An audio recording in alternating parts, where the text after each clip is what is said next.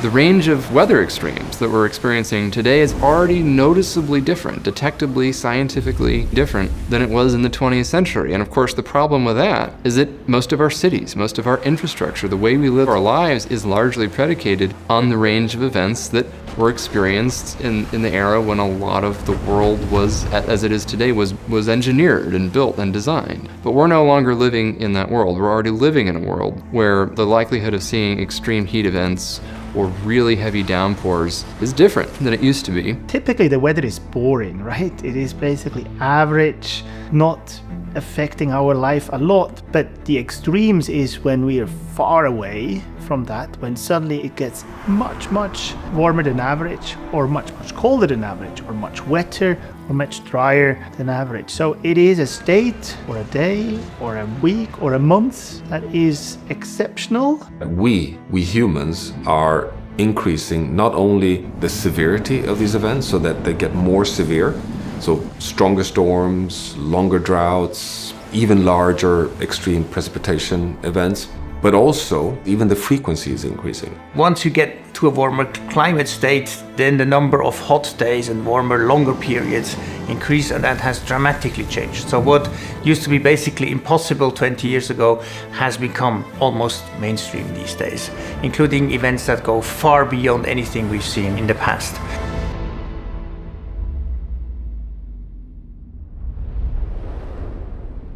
An extreme event does not have to be historically unprecedented. And oftentimes we'll hear how could climate change possibly have influenced this event if an event of a similar magnitude already occurred before there was human-caused climate change? And the answer is that climate change usually isn't creating brand new types of extreme weather phenomena. What it's doing is essentially upping the ante on the kinds of things that already occurred. And making what was once perhaps an exceptionally rare event vastly more likely to actually take place today.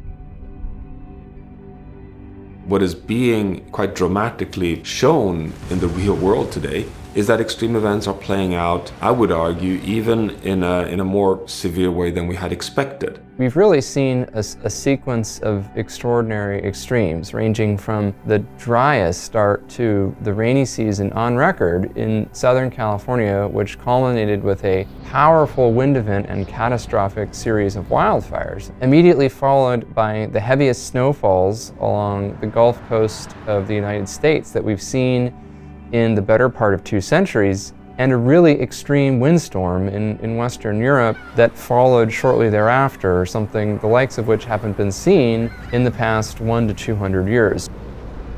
What we're currently seeing is often events in combination as we have not seen them before. So thinking about a very hot and dry period, then you have the forest that is destroyed by a huge fire as we had in California or Greece or Portugal. And then if you have a heavy precipitation event following that, if it falls on a forest that is already burnt out, are far more devastating. So seeing these events in combination, we call them compound events. The pair of devastating wildfires that occurred in the Los Angeles area early in 2025 were a classic example of what's sometimes called a compound extreme, in that multiple constituent events created an outcome that was more severe than the sum of its parts. In this particular case, an unusually wet period in the 2 years leading up to the fires in LA led to unusually abundant growth of grass and brush, the main kind of vegetation that burned in these fires, leading to more potential fuels for the fires to come. Then we had an exceptionally dry and hot period during the fall, and then a record dry start to the rainy season. That really set the stage by drawing out all of that extra abundant fuel. And then, when we had a strong offshore wind event that drove these fire ignitions in early January, we really had this 1, 2, 3 punch, this record dry grass and brush because of the dry spell and the warm conditions that followed, and then this really strong wind event that helped push this conflagrations and turn them into a regional catastrophe.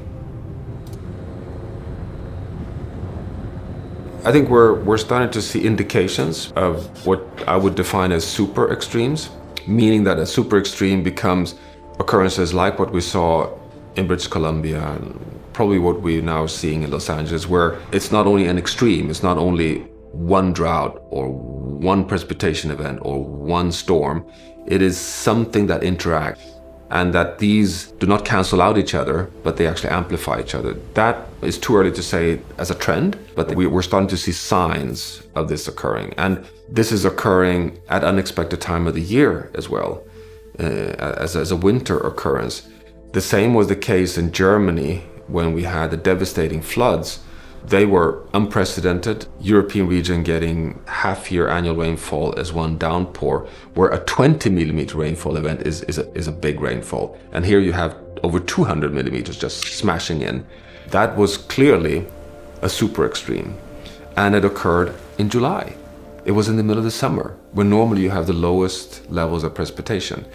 So it's not only that it may be the first signs of a trend towards super extremes, they seem to, let's say, violate the very basic logic of seasons as we've had it. We're so dependent on the predictability of the monsoon winds, of the large regional weather systems. And if they are starting to show new behavior and moving latitude-wise and temporally, then of course things become more chaotic.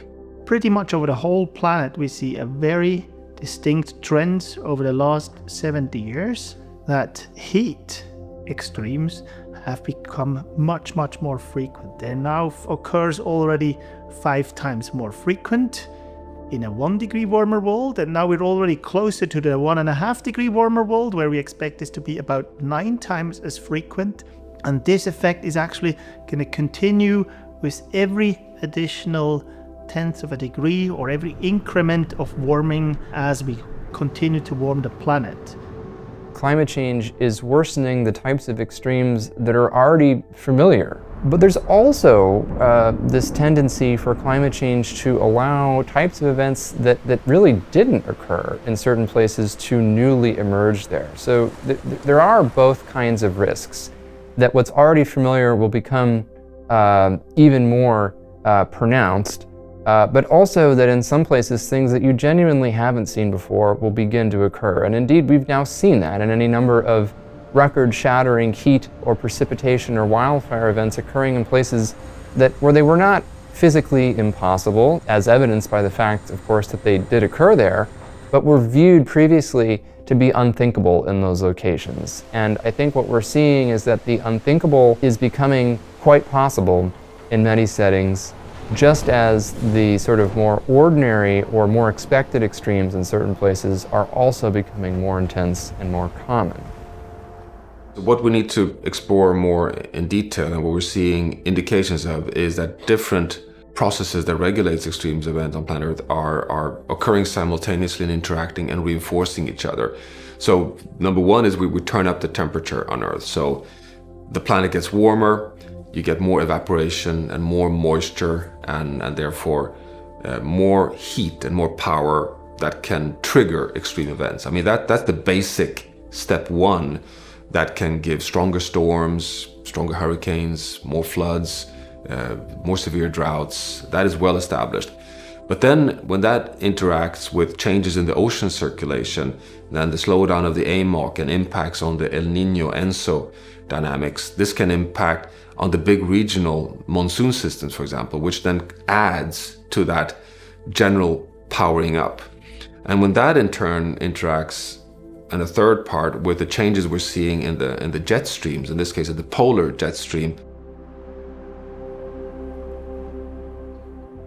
Sometimes we see particularly wavy configuration of the jet stream, that river of high velocity air that defines the storm track. And when that happens, it tends to result in concurrent extremes in different places. So essentially, that one feature of the atmosphere, that wavy jet stream, essentially is a causal factor in producing extremely cold temperatures in one place and then extremely warm temperatures in an adjacent region. Likewise, extreme dryness and extreme wetness in different parts of the world simultaneously. This is a fundamentally important feature of global climate because it usually defines not only the path that storms take, but the degree to which cold polar Arctic air can escape the Arctic or the Antarctic respectively and make it to the mid-latitudes, and accordingly also controls how much very hot desert air from the tropics and subtropics can make it to high latitude regions. And so essentially, when we see very extreme heat waves or cold air outbreaks in a given place, usually that's the result of an unusually wavy pattern in this high altitude wind current known as the jet stream. And there's some evidence that what's going on is that there is what some scientists have called a tug of war between the Arctic and the tropics. In the Arctic, the air is warming much faster at lower altitudes than on the rest of the planet. So when we hear that the Arctic has warmed between 2 and 4 times as fast as the rest of the world, that means that the lower atmosphere in the Arctic is indeed warming much faster than the rest of the planet. But it's actually reversed if you look at the tropics, where the upper levels of the atmosphere are fastest warming there. And so this is where the tug of war idea comes from, which is that the Arctic is warming very rapidly at lower levels, and the tropics are warming very rapidly at upper levels of the atmosphere.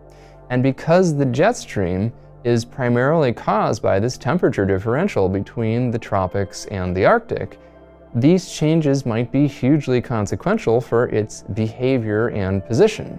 We're seeing indications that these changes in these large systems may be interacting. So temperature rise, ocean heat conveyor belt, polar jet stream. Combine that then with changes in drying out of landscape. So the ecosystem impact finally on green water drying out, land degradation, loss of ecosystem functions, very unresilient management systems. Put that all together and you have quite a disturbing cocktail. We know that many types of extreme weather events are becoming more frequent and more severe in a warming climate. This has been observed already in history to date, and it's an even stronger expectation that it will emerge in many cases more strongly and in additional regions with even a small amount of additional warming. So this is something that we expect to continue to unfold in the coming decades. The strongest evidence for increases in extreme events is those that relate directly to temperature, so things like extreme heat waves, for example, and also to moisture in the atmosphere. So the very heaviest precipitation events, the heaviest downpours becoming even more intense, and the worst droughts becoming even longer and even deeper. And there's evidence for other kinds of events connected to those as well, but these days the strongest evidence we see is for heat waves and for heavy downpours. And as the climate continues to warm, the range of extremes that are directly attributable to climate change will grow substantially. The phenomenon where we see most of the most dramatic changes are heat waves. And there we do actually see and have been seeing events over the recent past which came even as a surprise to many of us who've been studying this for years or even decades. And one of the most prominent examples was the Pacific Northwest heat wave. Late June, early July 2021, 49.6 degrees centigrade in Canada. That was very well predicted by the weather forecasters, 10 days, 5 days ahead. And this is an event that is really hard to put into context of the gradually warming climate.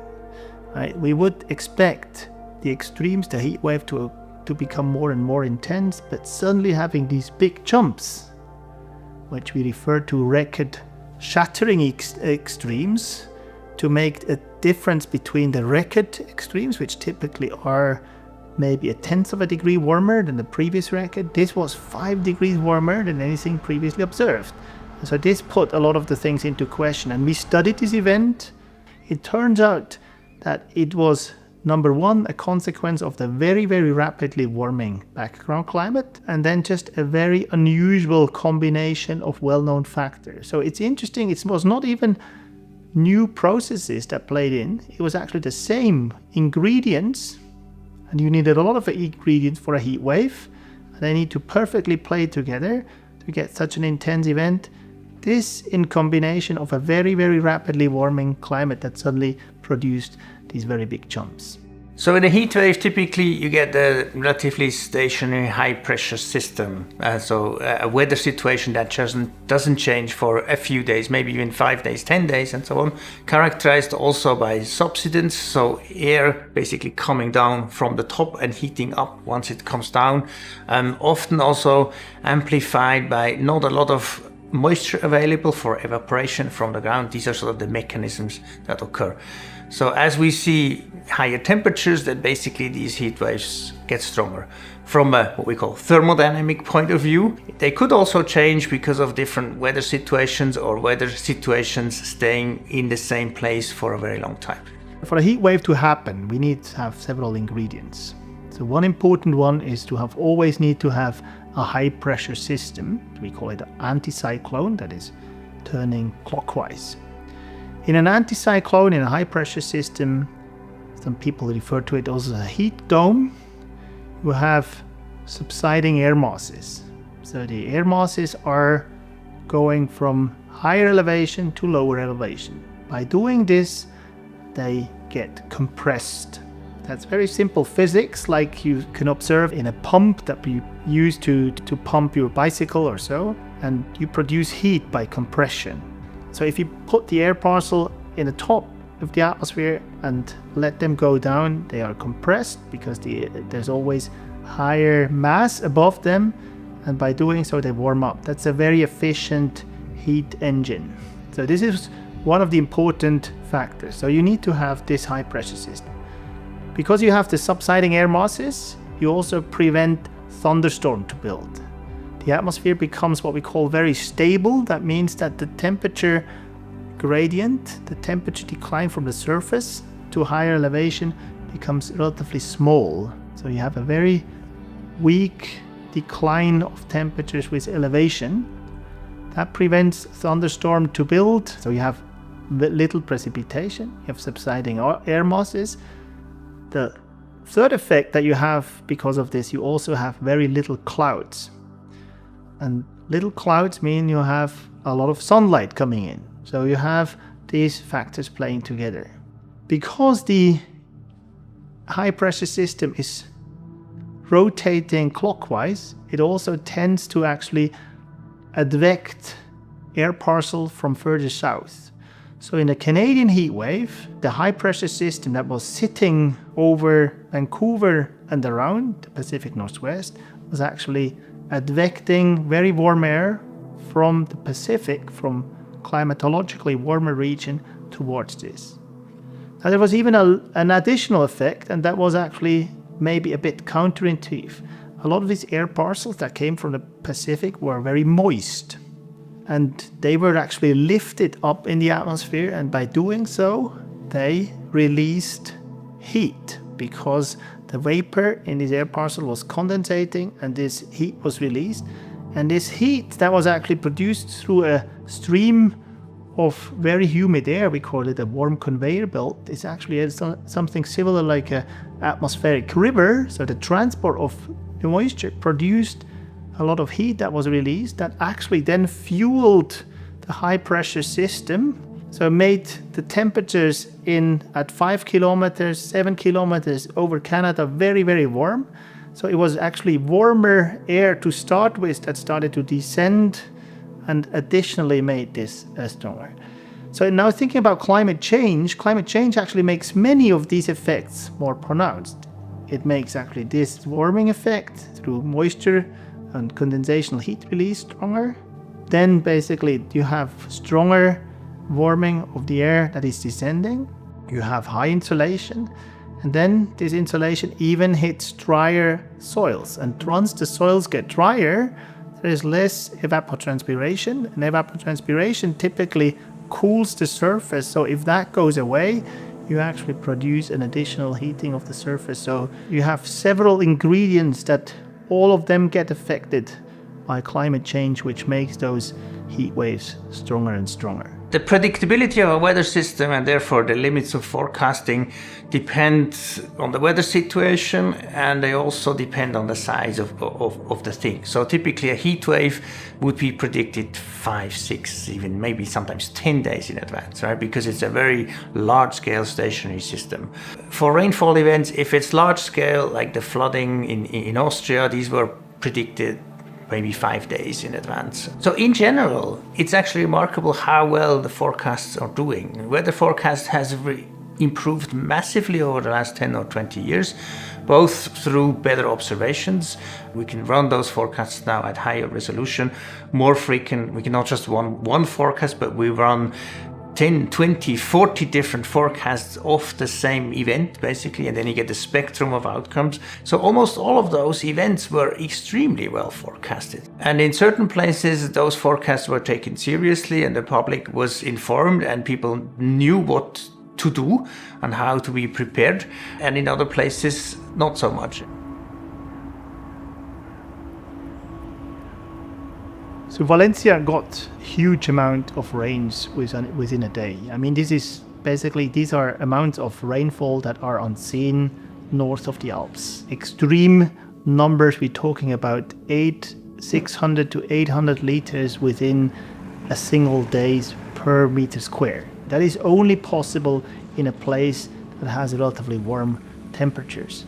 So what happened in Valencia is we're at the coast, and we had a so-called cut-off low, a drop of very cold air that was detached from the jet stream. That's nothing else than a low-pressure system at high elevation, with relatively cold air that's brought southward. And it moved over the coast south of Valencia. Now we understand that low-pressure system, they rotate counterclockwise. And by doing so, he was actually pushing air from the Mediterranean towards the coast of Valencia. The Mediterranean was very warm because it's the end of the summer. This means that a lot of moisture can evaporate, and we had very warm air moving over that ocean. So if you looked at metrics like dew point temperatures, which are telling us how much moisture there is in the air, this was spectacularly high.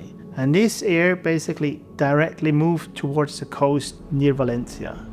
So we had very warm air from a very warm ocean that was basically transported by what's called a cut-off low, an extratropical cyclone, a low-pressure system, and these ingredients then produced very intense rains. Then specifically in Valencia, which caused the larger rains than elsewhere in the coast, we had very strong extreme thunderstorms that were continuing and basically started to refuel and rebuild for hours and hours and produced very intense rain.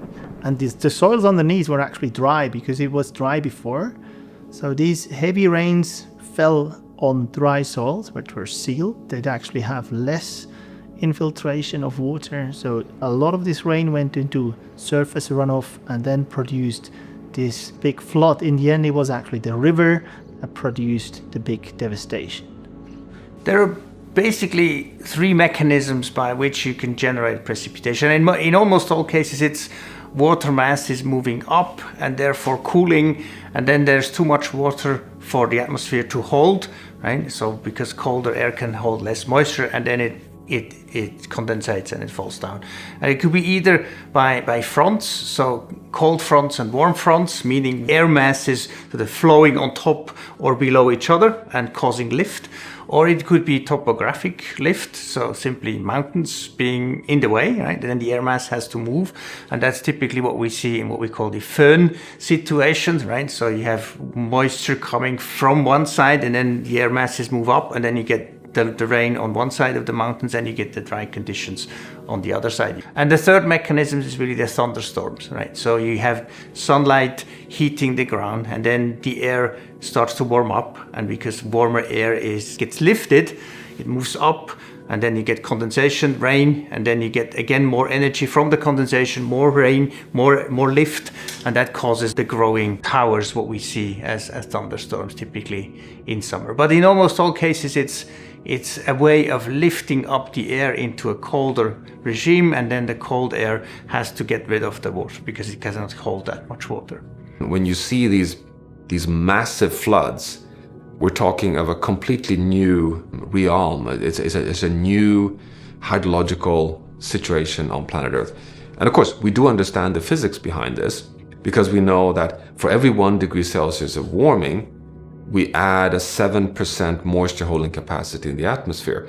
So we know that when we increase the temperature on Earth, we also power up the hydrological cycle. So we get more fresh water, we get more evaporations, we get more moisture, we get more clouds, we get more precipitation, but we don't know where it hits. We are not surprised. It's just that still the aggregation of this is causing larger than expected implications so far. Where this will take us is very difficult to say. So one of the key reasons why wet and dry extremes, so droughts and floods, heavy precipitation events, increase so rapidly in a warming world is that the water vapor holding capacity of the atmosphere increases exponentially, so by around 7% per degree centigrade of warming. This allows essentially the ceiling on how intense precipitation can become to rise rapidly, but also the ceiling on how intense evaporation can become to rise just as quickly. And so this expanding atmospheric sponge effect, as we've come to call it, really explains about 80% of why we're seeing such rapid intensification of the hydrologic cycle of drought, flood, and wildfire risk in a warming climate.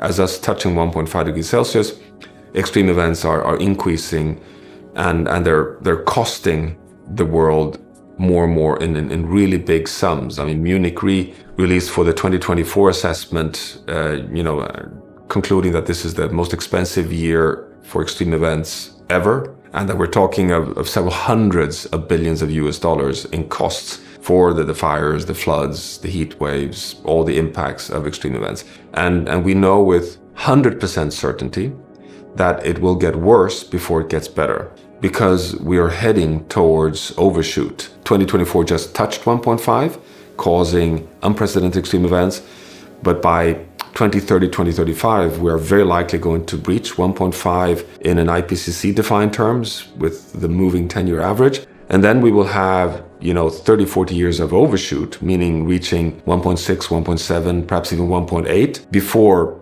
potentially coming back to 1.5 if we're able to phase out fossil fuels and avoid losing the resilience in the biosphere, the carbon uptake capacity in the ocean and land. So we should be prepared for even more extreme events in the near future. So that's the starting point. That's the reality we're facing.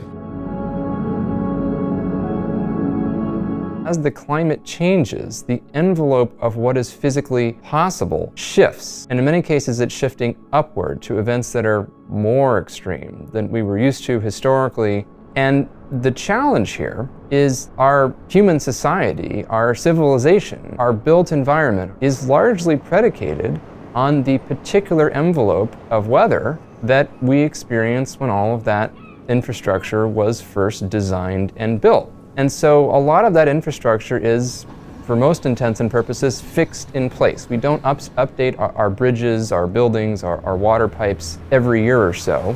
But the climate is shifting essentially much faster than we're updating that infrastructure. And the challenge is compounded in the natural world too, because ecosystems, they can adapt and evolve over many, many generations. But the pace of change, the shift of that envelope of the plausible weather conditions that we're experiencing in a warming climate is greatly outpacing not only our ability to adapt in the built world as humans, but also the ability of the natural world to adapt through evolution. And so essentially, the real challenge with climate change is that the envelope of the extreme weather conditions that we can possibly see is expanding faster than our collective ability to manage that rate of change. Many regions will have to deal with things that they have never seen before or not at that level. There's a lot of ways to learn about those events. You can look at weather models run in warmer climate, you can look at climate models, and we have some of those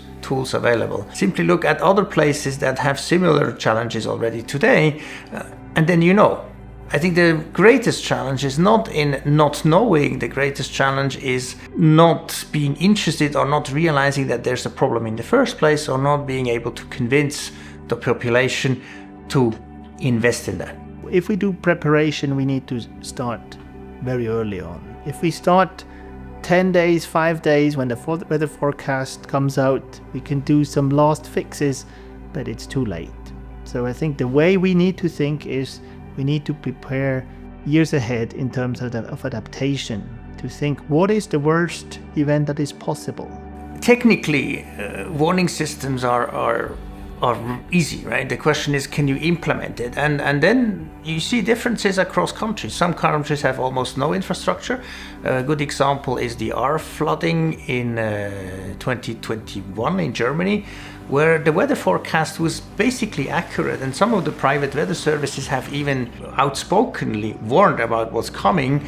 But again, the government was not informed. They had no way of informing people. And then about 200 people died, right? If you have the mechanisms in place, other places like the US or Norway, they have systems where every phone that's within the reach of a certain antenna gets a push message, whether you like it or not, you get this warning and you make like a huge noise. And people are warned. So it's really a question of decisions made in the public infrastructure. Do we want those warning systems or not? We often do have forewarning of these events at least a few days in advance, and sometimes a week or more in advance of them actually occurring. And this is one key factor that allows us to mitigate the harms, to evacuate people and move them out of harm's way, or pre-position disaster response resources accordingly.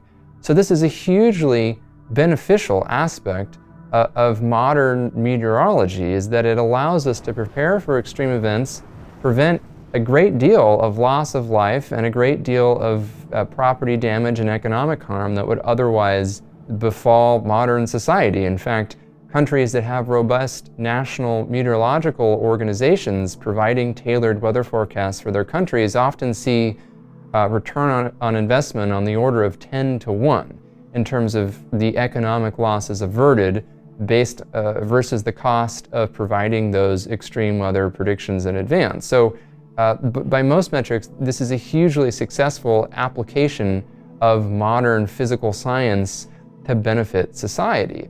Proper system to warn people and get prepared for those types of events, of course, is not something you implement in a few days. But I would say the information itself is maybe the easiest and the cheapest. So if you just manage to get it out to people so that they're warned, then that's one thing, right? And telling them what to do is also relatively cheap. If we think a bit longer term, then we need to think about adaptation on the ground. And that means systems of drainage, like where does the water go, how deep and how thick are those pipes, and so on. Whole infrastructures for hospitals, cooling if it gets too hot, and so on. And that type of infrastructure is, of course, relatively expensive, and it needs a few years to get built. But in all of those cases, what we're seeing as the cost of those measures is far less than the avoided damage. So €1 or dollar invested in flood protection saves you something like €2 or €3 in damage. So in all of these things, people always say, well, it's expensive. Yes, but if it hits you, it's even more expensive. So it's much cheaper to be prepared than to wait for things to go wrong and then fix it. There are extremes of such a magnitude as we've seen in any number of tragic circumstances in recent years all around the world that even very well prepared regions struggle to cope with. I think the recent wildfires that destroyed the better part of 20,000 structures and killed dozens of people in and near Los Angeles is a good example of this, because Southern California, and in particular Los Angeles, is one of the most wildfire-prone and wildfire-prepared regions on Earth. There is a wildfire-fighting force that rivals that of some small nations' armies that can descend essentially on this region when there is an active fire period. And yet, even in that context, these recent conditions were so extreme that we still saw catastrophic loss and, tragically, large loss of life as well. If the magnitude is sufficiently extreme that even those preparations aren't always going to be enough. The natural world increasingly is able to throw at us events beyond what we can reasonably adapt to or mitigate the risks of fully. We often make difficult decisions in resource-limited environments. You could build a completely redundant fire flow situation for the city of Los Angeles, but it would take time and cost a lot of money and require a lot of political buy-in and probably higher public taxation to accomplish. The reality is that many regions can experience events beyond their ability to respond to them already in today's climate, and that's going to be increasingly true moving forward. So there will be difficult decisions to make about how we allocate our resources to mitigate those risks. Which expenditures, which choices are worth it to help ease that transition on a path toward more extreme events. Adaptation will be a huge component of dealing with climate change, in particular because the mitigation aspect tends to be difficult and slow. We'll have to prepare for things that have not happened in the past. And it's really in the extreme events is where the huge thresholds are crossed and where the huge damages occur. It's not the 1 degree warmer in a sort of average climate, but it's the 5 degrees warmer in extreme heat wave or the 20% more rain in extreme flooding.